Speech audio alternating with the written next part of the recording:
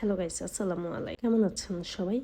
আশা করি আমার ভালোবাসার মানুষরা আপনারা ব্যক্তি ভালো আছে। এই যে আমার সানা পোনাদেরকে নিয়ে চলে গেলাম আজকে মেলা। হ্যাঁ, এই মেলাটা কিন্তু আমাদের শিবপুর কলেজ গেটে হচ্ছে। তো আমি বাচ্চাদেরকে নিয়ে ঘুরতে গেলে প্রতি শনিবার চলে যাইতাম আমরা নরসিংদী। তো নরসিংদীতে আমরা পৌর পার্কে বাচ্চাদেরকে নিয়ে একটু মেলাতে যাইতাম। আর আজকে দেখেন আমাদের শিবপুরে সুন্দর মেলা হয়েছে। মেলা বলতে গেলে এটা প্রতি শুক্রবারই বিলে মেলাটা বসে। কিন্তু আমি এই যে কথায় আছে না যে ঘরে দুয়ারে থেকে জানি না, তা আসলেও এটা সত্যি যে এই যে আমি আজকে ফার্স্ট গেলাম এই মেলাতে। আর আমার বাচ্চারা কিন্তু ভীষণ পছন্দ করেছে মেলাটাতে। আর এই মেলাটা হচ্ছে কি কিন্তু নারী উদ্যোক্তা, নারীদেরকে নিয়ে এই যে বিভিন্ন ধরনের হোমমেড কেক, তাছাড়া দেখা গেছে মেহেদি, অর্গানিক, আরো থ্রি পিস, পিঠা, মানে যাবতীয় জিনিসপত্র এগুলো কিন্তু আমাদের শিবপুরেই পাওয়া যাচ্ছে। তো আগে কিন্তু দেখা গেছে এই পিঠা বা কোনো কিছু খেতে ইচ্ছা করলে এই যে সারাদিন ব্যস্ততার পরে নিজে হাত পোড়া এগুলো বানাইতে হতো বা মাকে বলতাম যে আম্মু তুমি বানাই দাও। এখন কিন্তু দেখা গেছে আমাদের শিবপুরে পাওয়া যাচ্ছে। আর এই তো দেখেন নকশি কাঁথা, ফুল, কেক, আরো অনেক কাপড় চোপড়, মানে আরো অনেক ধরনের জিনিসপত্র যেটা নিয়ে আমাদের শিবপুরের মেয়েরাই এগুলো বানাচ্ছে, বিক্রি করতেছে। আমার কাছে কিন্তু এই জিনিসটা বেশ ভালো লাগছে।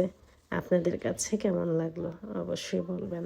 আর আপনারা যারা এখনো জানেন না আমার মতো ঘরে বসে থেকে, তো আমার এই ভিডিওটা দেখে যাইতে পারেন। এটা হচ্ছে গিয়া আপনার জায়গাটা হচ্ছে গিয়া আপনার ইয়াতে ডায়াবেটিস হাসপাতালের অপোজিট। মার্কেটটার নামটা এখনো পর্যন্ত আমি ভালো করে জানি না। তো এইটাই বললাম, এখানে দেখেন অর্গানিক তেল, হেয়ার অয়েল, মানে যেটাকে বলি এই যে হেয়ার অয়েল, হেয়ার প্যাক, মানে অনেক রকম খাবার আইটেম বিক্রি করতেছে।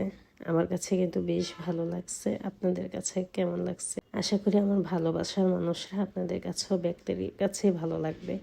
আর আমার সানাপোনারা কিন্তু ভীষণভাবে এনজয় করেছে। আর এই তো দেখেন চুড়িগুলো, কিন্তু আমার কাছে চুড়ি এবং শাড়ি এই দুইটা জিনিস কেন না জানি না আমার কাছে পরতে খুবই লাগে, আনিজি লাগে। আমি আসলে কি দুইটা জিনিস পরি না। তো সবাই বলে যে আমাকে শাড়ি পরলে ভীষণ ভালো লাগে, কিন্তু কে জানে আমার কাছে আমাকে ভালো লাগে না। তার জন্য আসলে শাড়ি টাড়ি ওইরকম পরা হয় না। আর সারাক্ষণ দেখা গেছে ব্যবসা, বাচ্চা, সংসার সবকিছু নিয়ে না একদম একঘেয়েরি হয়ে গেছে। আসলে নিজের জন্য আর এখন সময় বাইর করতে ইচ্ছে করে না। একটুখানি যখন হাতে সময় পাই তখন এই যে চোখ জুড়ে ঘুম আসা পড়ে, ক্লান্ত শরীর। ভয়েসটা দিতে গেলে কত কষ্ট।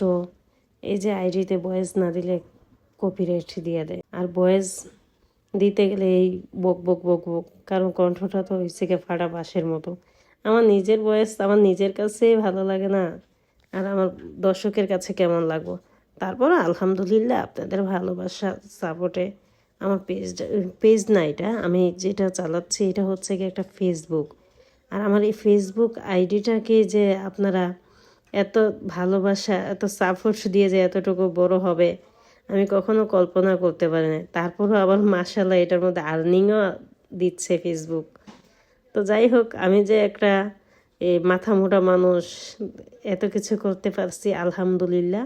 আপনাদের ভালোবাসা সাপোর্ট ছাড়া এটা কখনোই সম্ভব ছিল না। এর মধ্যেও কিন্তু কিছু আছে অ্যালার্জিযুক্ত মানুষ, যাদের আমার ভিডিও দেখলে খুবই অ্যালার্জি হয়। ভাই, একটা মানুষ নিজে পরিশ্রম করে দিন রাত এক করে মাথার ঘাম পায়ে ফেলে একটু একটু করে সিঁড়ি দিয়ে উপরে উঠছে। আপনারা কি ইচ্ছে করলে আপনারা সিঁড়ি থেকে নামাই ফেলতে পারবেন? আমি যেমন পায়ের জুতা ক্ষয় করে এতটুকু আসছি, এই জায়গা থেকে আপনারা নামাইতে গেলে আপনাদের পায়ের জুতা ক্ষয় করে নামাইতে হবে। এত সময় কার ভাই আমার পিছনে লাগার? আমার ভালোবাসার মানুষরা আপনারা কিছু মনে করবেন না। আসলে কি মাঝে মাঝে খুব মন খারাপ যখন দেখি আমার ভিডিওতে বাজে মন্তব্য।